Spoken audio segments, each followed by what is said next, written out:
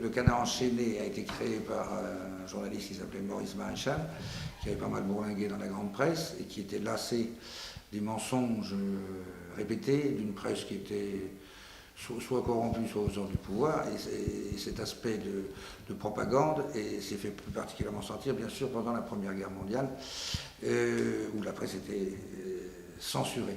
Donc, un des premiers objectifs du Canard n'était pas de révéler des affaires. Au départ, ce n'était pas du tout le propos du journal. Le propos du journal était de dénoncer le bourrage de crâne que maintenant on dirait les grands médias, mais à l'époque, avec la presse écrite, il n'y avait pas de radio, il n'y avait pas de télé. Un petit peu de radio, mais enfin, c'était très minime. Donc, c'était de dénoncer la presse qui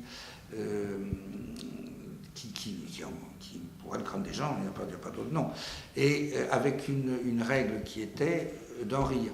C'est-à-dire Maurice Maréchal, fondateur du Canard enchaîné, avait une formule, il disait « Quand je vois quelque chose qui m'indigne, mon premier réflexe est de m'indigner, le second est d'en rire, et c'est le second réflexe qui est le bon. » Il est devenu vraiment journal révélant des affaires qu'à partir de De Gaulle. De Gaulle a été donné un coup de fouet au ventre du Canard, parce que le Canard, à ce moment-là, a développé ce qui sont devenues les deux tendances du journal. C'était à la fois révéler des choses qui se passaient, et dont la grande presse parlait peu, par déférence, par référence, et puis aussi garder toujours ce ton moqueur, satirique.